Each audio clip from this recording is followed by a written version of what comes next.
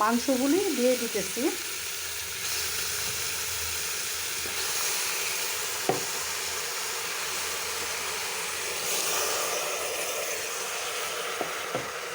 এখন প্রেসার কুকারে সিটি দিয়ে রাখবো, তারপরে কষাবো।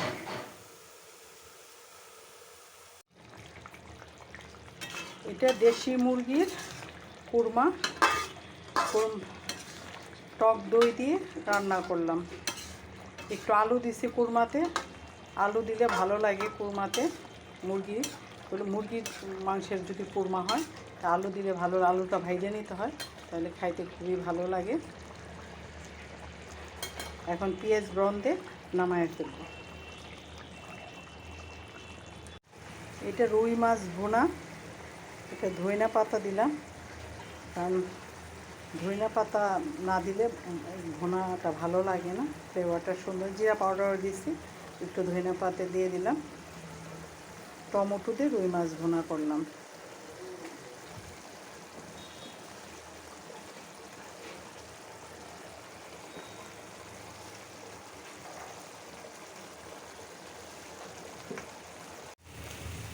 আমি পোলাওটা রাইস কুকারে করব, তাই কড়াইতে চালটা ভাইজে নিলাম। ভালো করে ঝরঝরা হয় পোলাওটা, ভাইজে নিলে ভালো করে আমি রাইস কুকারে দিয়ে দেব পোলাওটা।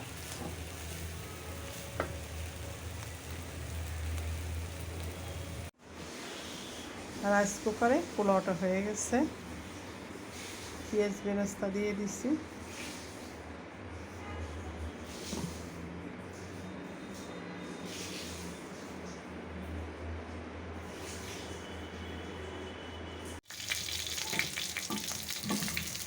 মাছটা ভাজা হয়ে গেছে।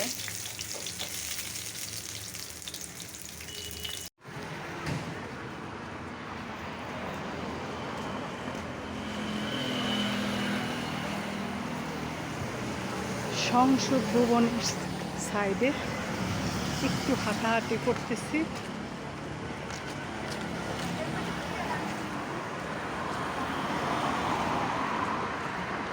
আজকেও দুপুরে থালি ভরে পেয়ারা মাখায় নিলাম, কাসন্দ দিয়ে, বিট লবণ, তেঁতুল আর কাঁচামরিচ আর চিনি দিয়ে একদম মজা করে মাখালাম। এই রোদের মধ্যে এই পেয়ারা মাখানোটা খুব ভালো লাগে। একটু তেঁতুলের টক দিবেন, যদি ঘরে পেয়ারা যদি মিষ্টি না হয়।